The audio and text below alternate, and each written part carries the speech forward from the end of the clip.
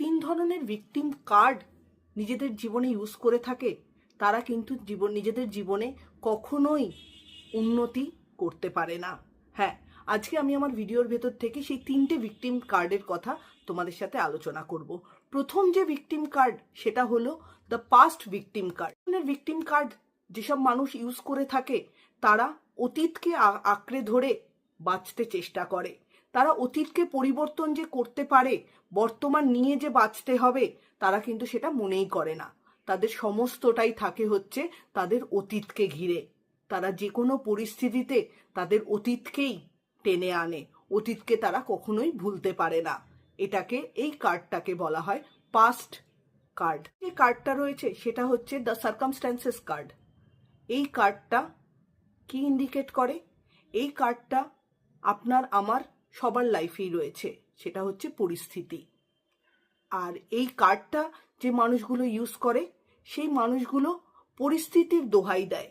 তারা মনে করে তাদের পরিস্থিতি হচ্ছে সব থেকে খারাপ পরিস্থিতি, এরকম পরিস্থিতিতে আর কেউ কখনোই কারোর জীবনে আসেনি। বিশ্বাস করে থাকে এদের সমস্যাই হচ্ছে সব থেকে বড় সমস্যা। এদের সমস্যার মতন কারোর লাইফে এই সমস্যা কোনোদিন আসেনি বা আসবেও না। এই সমস্যা থেকে তাদেরকে কেউ কখনো বারও করতে পারে না। থার্ড যে ভিকটিম কার্ডটা রয়েছে সেটা হচ্ছে lakh victim card. Lakh victim card যারা ব্যবহার করে থাকেন তারা অলওয়েজ নিজের ভাগ্যকে দোষারোপ করে। তারা এটাই দোষারোপ করে যে আমার ভাগ্যে ছিল না, কখনোই আমি লাকি পার্সন হতে পারলাম না, আমার কপালে নেই।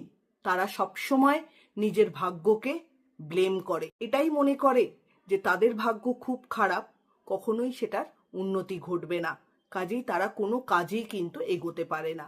তো এই তিনটি ভিকটিম কার্ড আপনার লাইফে থাকলে আপনি কিন্তু কখনোই উন্নতি করতে পারবেন না। এই তিনটে ভিকটিম কার্ডের সাথে সাথে এটাকে আমি নেগেটিভ কার্ডও বলবো, যেটা আমাদের সবার লাইফেই রয়েছে, কিন্তু সেটাকে ততক্ষণই রাখবেন আপনার লাইফে যতক্ষণ আপনাকে সেটা এফেক্ট করছে না। এফেক্ট করলেই কিন্তু আপনি আর উন্নতি করতে পারবেন না। ভিডিওটা ভালো লাগলে চ্যানেলটা লাইক অ্যান্ড সাবস্ক্রাইব করে দেবেন। সবাই ভালো থাকবেন, সুস্থ থাকবেন।